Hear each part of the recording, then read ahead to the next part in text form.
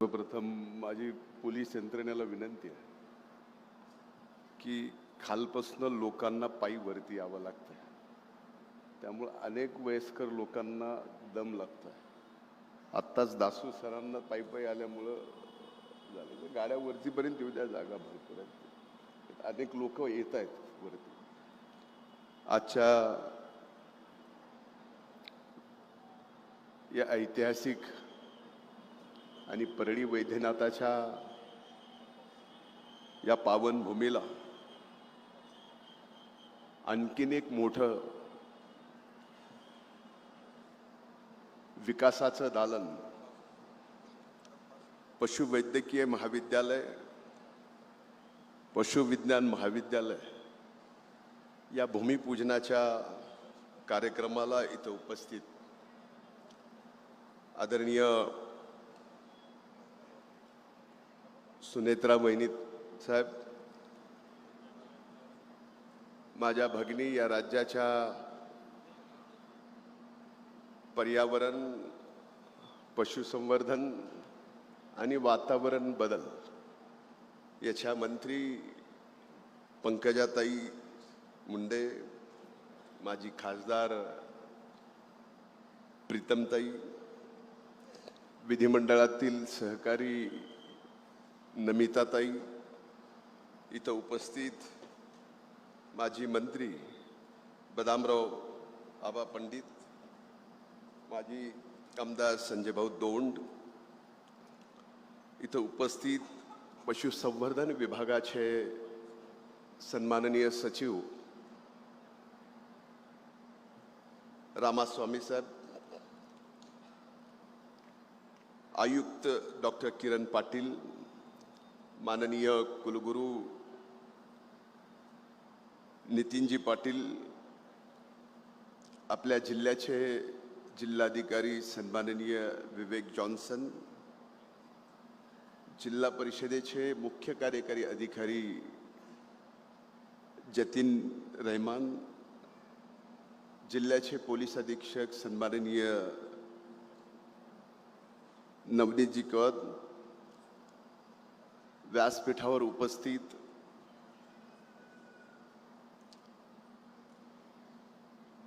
पशुसंवर्धन विभागाचे आणि जिल्हा प्रशासनाचे सर्व सन्माननीय अधिकारी, व्यासपीठावर उपस्थित परळी नगरीच्या नगराध्यक्षा श्रीमती पद्मश्री बाजीराव धर्माधिकारी, व्यासपीठावर उपस्थित माझे सर्वच महायुतीचे सन्माननीय जिवलग सहकारी बंधू भगिनी, आजच्या या कार्यक्रमाला इथं उपस्थित मोठ्या संख्येने असलेले या परळी विधानसभा मतदारसंघातील बीड जिल्ह्यातील माझ्या माता भगिनी, वडीलधारी मंडळी, मोठ्या संख्येने उपस्थित असलेल्या माझ्या तरुण भावांनो आणि माझ्या जिवलग पत्रकार मित्र बंधूंनो, भगिनींनो,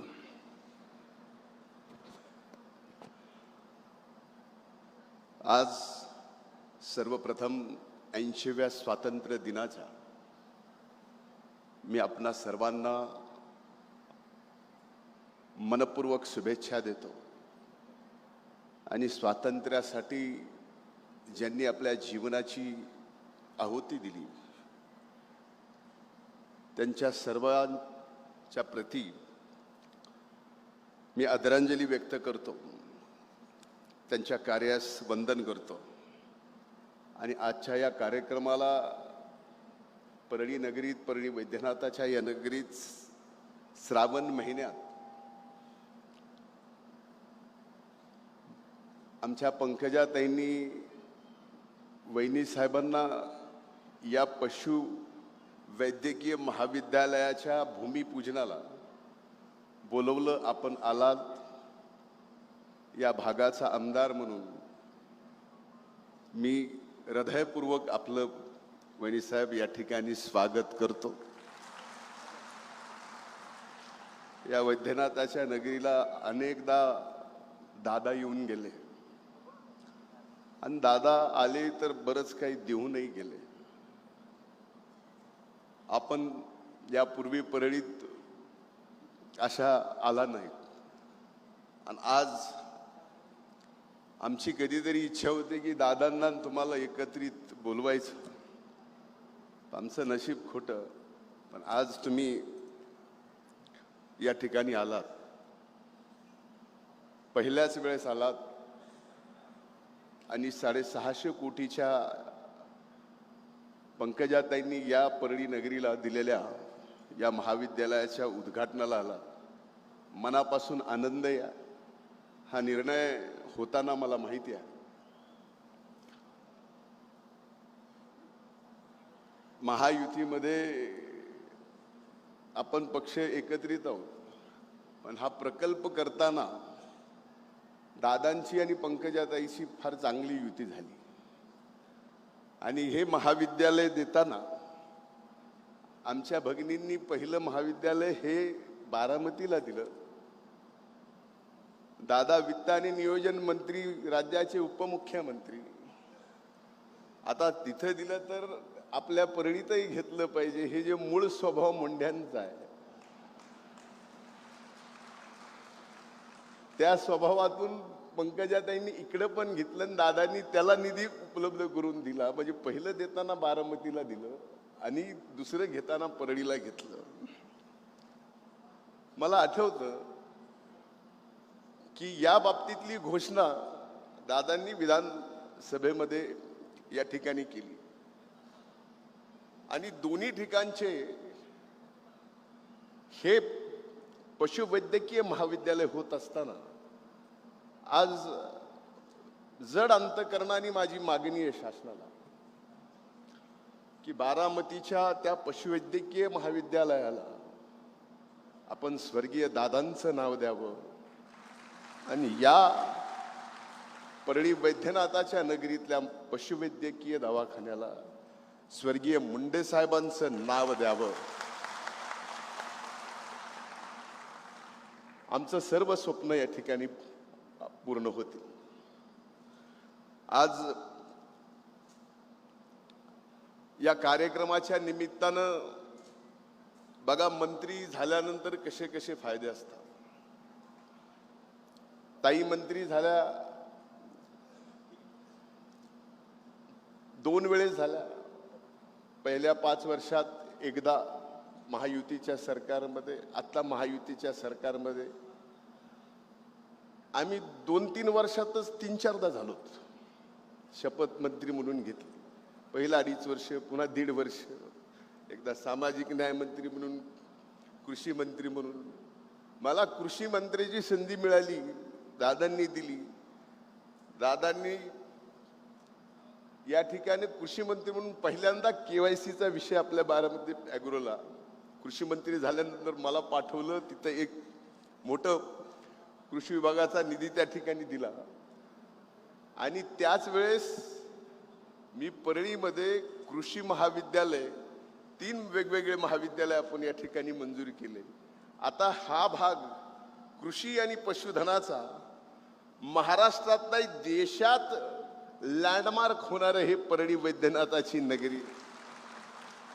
या कृषीशी संलग्न असणारे 3 महाविद्यालय, पशुधनाच्या संलग्न असणारे 3 महाविद्यालय, आणि तेही राज्य दर्जाचे नाही, होताना राष्ट्रीय दर्जाचे नाही, तर दोन्हीही कृषी आणि पशुसंवर्धनचे ही महाविद्यालय आंतरराष्ट्रीय दर्जाचे होत आहेत. हा पशुवैद्यकीय दवाखाना 103 एकरमध्ये होतोय आणि कृषी महाविद्यालय हे 100 एकराच्या जिरेवाडीच्या आणि इंदपवाडीच्या डोंगरावरती आपण त्या ठिकाणी करतोय. एक बिल्डिंग पूर्ण झाली आहे. ज्या ठिकाणी रस्ता नव्हता, जाताना आम्ही पायी गेलो, अनेक जण इथं असतील मंडळी माझ्यासोबत वरती जाताना. आता रस्ता झालाय, त्या डोंगरावरती काहीही नाही, पण कृषी महाविद्यालय उभं करून त्या ठिकाणी शेती होणार आहे, शेतीचे प्रयोग होणार आहेत. त्या डोंगरावरती आपण काळी माती नेऊन तिथं शेती करायचा जो निर्णय घेतला, तसाच या डोंगरावरती, म्हणजे बघा किती देवाची कृपा आहे की वैद्यनाथाच्या सानिध्यामध्ये पशुवैद्यकीय दवाखाना होतो आहे. खाली हे नेहरूरीचा सगळी पर्वतरांगा आणि सोमेश्वराच्या सानिध्यामध्ये कृषी विद्यालय या ठिकाणी होता. आणि हे दोन्ही होत असताना ही भगवंताची इच्छा आहे की या ठिकाणी विकास होतोय.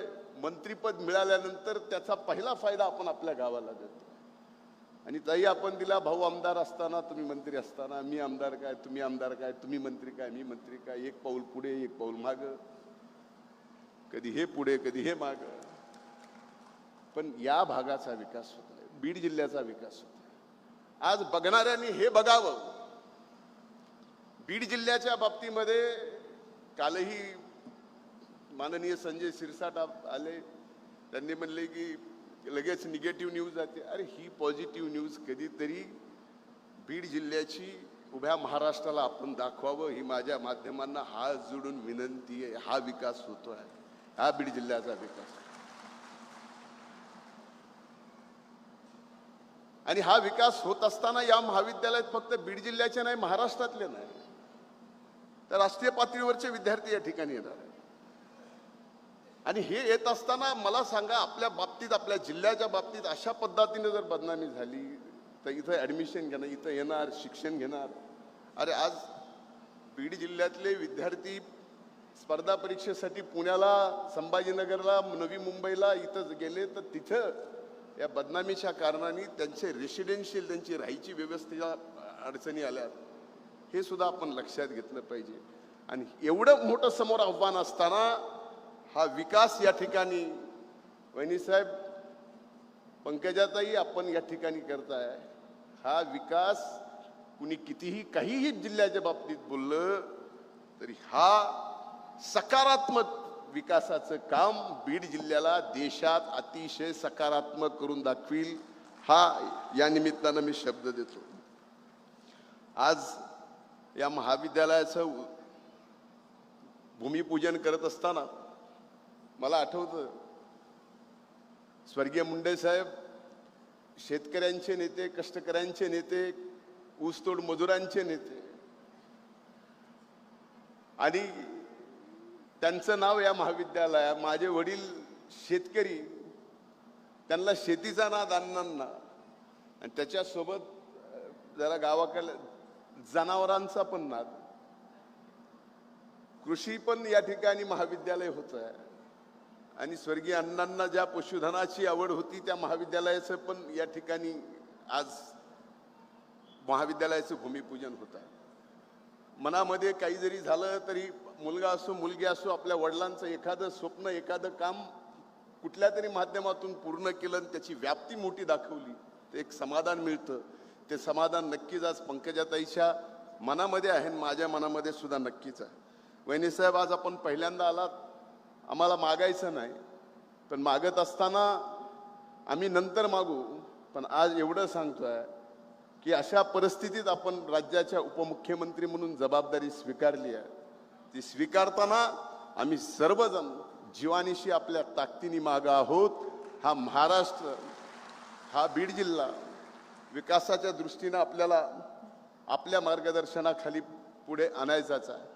माझी एकच या ठिकाणी विनंती आहे, काही मागायचं जरी नसलं तरी मला एक गोष्ट काही सहकाऱ्यांनी ठासून सांगितली की या भागामध्ये जसं 12 ज्योतिर्लिंगाचं हे स्थान आहे, श्रावण मास चालू आहे, तीर्थक्षेत्राचं फार मोठं काम सुरुवात पंकजाताईंनी केली. आता आपण शिखराकडे जातोय, मोठं काम या ठिकाणी आपण करतोय.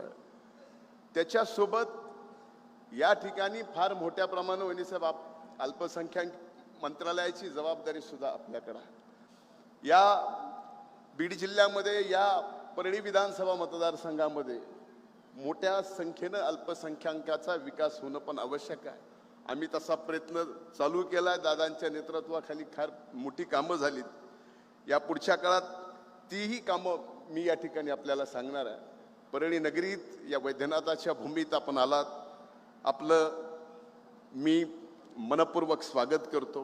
पंकजाताईंनाही मी मनापासून आता बहिणीचे आभार मानू कसे, पण मंत्री म्हणून मानतो आणि आमदार म्हणून की आपण 650 कोटी रुपये या परळी वैद्यनाथाच्या नगरीला विकासासाठी दिले. आपले मनापासून आभार. या ठिकाणी सर्व सन्माननीय अधिकारी आले, जिल्हा प्रशासनाचे पण आणि पशुसंवर्धन विभागाचे पण, बांधकाम विभागाचे पण, या भागाचा लोकप्रतिनिधी म्हणून आपलेही मी स्वागत करतो, आभार मानतो. खूप खूप धन्यवाद. जय हिंद, जय महाराष्ट्र.